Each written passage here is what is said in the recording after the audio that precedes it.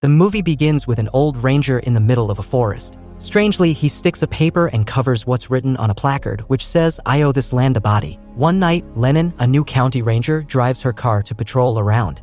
While driving, she stops for a deer that appears in front of her. The radio experiences static, so she adjusts it. When she looks back to the road, she is surprised to find the deer vanished like a bubble.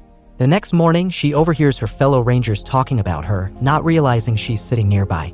Another ranger named Jackson arrives, approaches Lennon, and congratulates her on landing her dream job.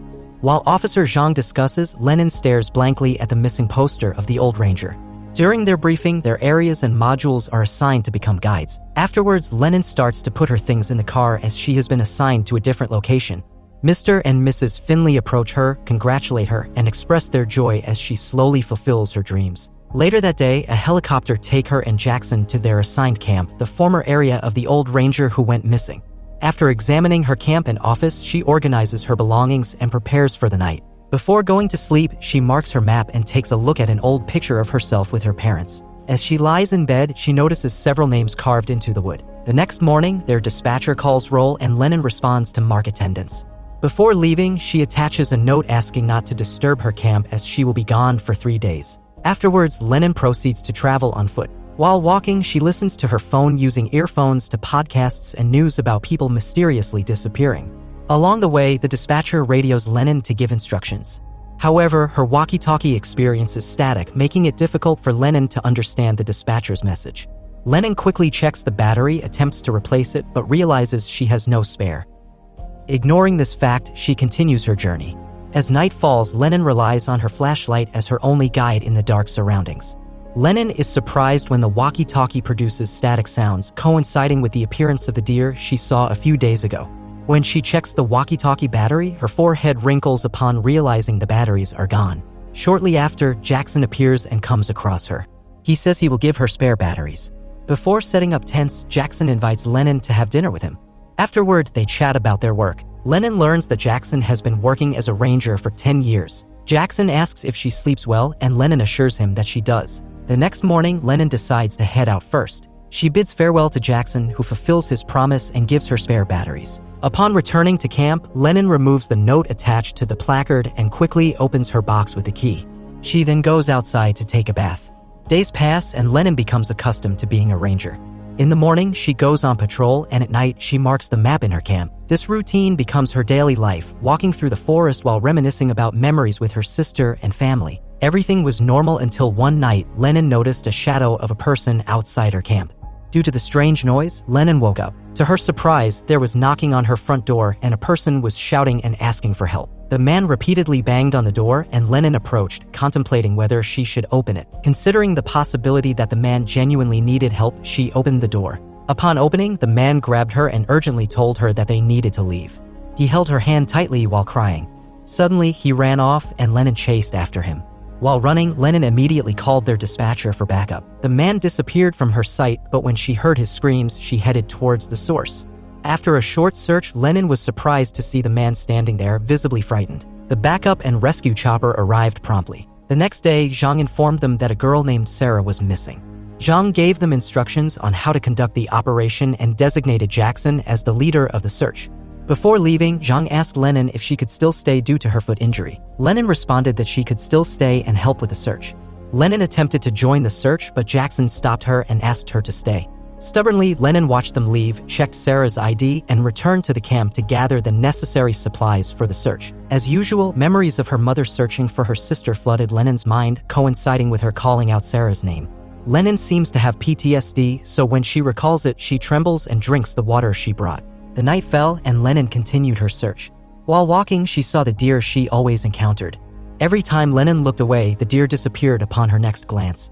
After a few walks around the area, Lennon spotted a woman with her back turned, blood between her legs. Lennon approached the woman, identifying herself as a ranger. As she got closer, she realized it was Sarah, but she was acting strangely. Sarah stretched her hand forward, stared blankly, and uttered unintelligible words. Approaching Lennon, she questioned if she was real. Confirming Lennon's reality, Sarah embraced her. The backup rangers arrived and Zhang approached Lennon, thanking her. However, Zhang disapproved of Lennon not following Jackson's orders. Jackson attempted to cover up for Lennon, but Zhang insisted it was between the two of them. Zhang expressed her dissatisfaction, acknowledging Lenin's good intentions. She then instructed Lenin to stay in her camp until the end of the season and the arrival of the helicopter. Jackson, concerned for Lenin, was disappointed and she apologized to him, but he expressed anger and walked out. Inside her camp, Lenin stared at the map. Lenin was stubborn, so despite Zhang's prohibition to leave the camp, she still went out and continued to roam around. While lying in her tent, her walkie-talkie suddenly produced static. After taking a pee outside, she noticed movement in the grass. She followed it and observed it running like an animal. She tried to find it but couldn't. However, she felt it was close, so she entered the tent and grabbed her gun. From inside the tent, she saw its shadow, and after a while, it left. All of a sudden, Jackson radioed her, though his words were somewhat unclear due to static. He informed her about an injured man in her area and told her to help him. Lenin searched until morning, but in the process, she got lost. She radioed Jackson to report it, but his responses were strangely weird. The man on the radio spoke to her as if he wasn't Jackson, so Lenin sensed something was wrong and started looking for her way back to her camp. While walking, she was startled to hear a woman scream from the walkie-talkie, causing her to stumble. She remembered her sister Jenny's voice, telling her to wake up. After Jenny said this, Lenin regained consciousness and went to the stream. Later, Lenin returned to her walkie-talkie, where Jackson continued to speak weirdly. Little did she know there was a creepy human creature behind her descending from a tree. She didn't notice it because she was still engaged in conversation with Jackson. As the creature descended, it hid behind the tree. Lenin looked back and noticed blood on the tree. She approached and examined it. It turns out the creature that came down from the tree was Sarah. However, this time her appearance was different. Lenin stepped back, covering her eyes, saying it's not real. While covering her eyes, Jenny whispered to her and Sarah suddenly disappeared. She left her walkie-talkie and continued walking. While walking, she sees the Finley couple camping. She tried to approach them, but they didn't notice her. She shouted at them, but they continued with what they were doing. She went to a tree and looked up. Afterward, she saw a ranger walking. She called out to it, but it continued walking towards the couple. When it faced her, Lenin saw that it was the ranger herself. Creepily enough, it demonstrated how to maintain the gun, and its voice became demon-like. It suddenly faced Mrs. Finley and shot the gun. Upon seeing this, Lenin ran away in fear. She looked up again and remembered memories of Jenny running. Shortly after, multiple missing posts appeared attached to the trees. One of those missing posts belonged to Jenny. While walking, she heard what sounded like someone eating. When she looked, she saw Mr. Finley eating the entrails of his wife while she stared blankly. Lenin vomited at the sight and sat in shock upon seeing the couple back to normal. Lenin approached Mrs. Finley and aimed the gun at her, but she couldn't bring herself to shoot and let it go. Again, she saw memories from the past where her mother asked her where Jenny was. After a while, she found the walkie-talkie again, and the man told her to kill for him. If she doesn't, he will keep her. Lenin said she won't do it and told him to keep her instead. She returned to the creek, and on the sand, she saw a map indicating her location and how to return to the ranger station. She proceeded to follow the map to find the ranger station. While going towards the station, she saw a camp. She approached it and saw a shoe inside a plastic bag labeled as evidence. In her memories, the shoes belonged to Jenny, and her mother cried when the ranger handed them over. When Lenin turned to the ranger, its face appeared distorted. She took the shoes and entered the camp. Inside, she saw a familiar house. Inside, her younger self and Jenny were eating while their mother prepared food for them. All of a sudden, Jenny ran out, so Lenin followed her. On a radio, she heard two rangers talking. The female ranger said she saw Jenny and explained that Jenny wasn't lost but taken, and there was nothing they could do. After hearing the conversation, Lenin noticed that the door behind her was opening and closing. She entered and found her mother peeling her own hands. When she exited the door, she found herself on a funeral. Approaching a coffin, she saw a dead deer with its insides exposed. Behind a door, Jenny peeked out as if saying something to her. She entered and went down a long hallway. At the end of it was a door, and as she approached it, the lights inside suddenly turned on. When she tried to turn back, the long hallway turned into a wall. Upon entering, she saw her father shaving. The man said it was just a nightmare, so he returned to his room to sleep. The man went to the bathtub, and suddenly he took out a sharp knife. Lenin was shocked when he suddenly stabbed himself, so she left the room. She was taken to a new room where the lamps on the side began to flicker. She saw someone standing in front of her and the lights went out. When she opened her flashlight, the figure was still in front of her. She freaked out, ran, and saw Jenny, who entered a room, so she followed her. Jenny's room was flooded and she was standing in the middle looking. Lenin took the opportunity and asked for forgiveness, but Jenny said it wasn't her fault. Jenny then said, "They keep us here," and when Lenin heard someone screaming outside, she tried to ask Jenny who they were, but Jenny suddenly disappeared like Batman. When she left the room, the old ranger suddenly appeared in front of her, screamed, and everything went pitch black. Moments later, she saw a distant light, tried to block the blinding light, and suddenly, Zhang appeared, holding her hand.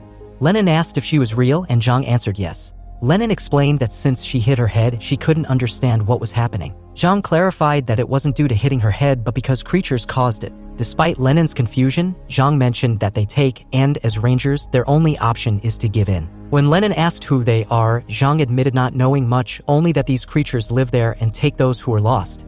Zhang also revealed that they let some go, hoping those individuals would share their experiences and protect the creature's space. She admitted to giving many to these creatures, including Jenny, Lennon's sister, expressing regret for it.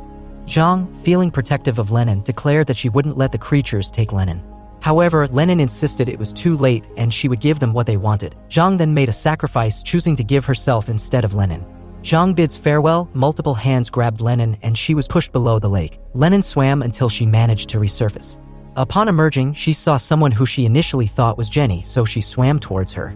Fortunately, it turned out to be Jackson, who quickly assisted her and contacted the dispatcher. While lying down, Jenny asked Jackson why they didn't immediately inform Lennon about the truth. Unable to answer her, Jackson responded by contacting the dispatcher. After that day, Lennon continued her role as a ranger, wandering during the night. Jackson got promoted and replaced Zhang in her position. While in a briefing, Lennon stared blankly at Zhang's missing post on their bulletin board during the briefing.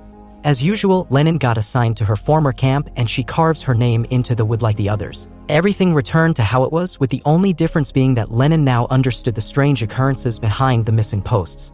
One day, a man named James went missing.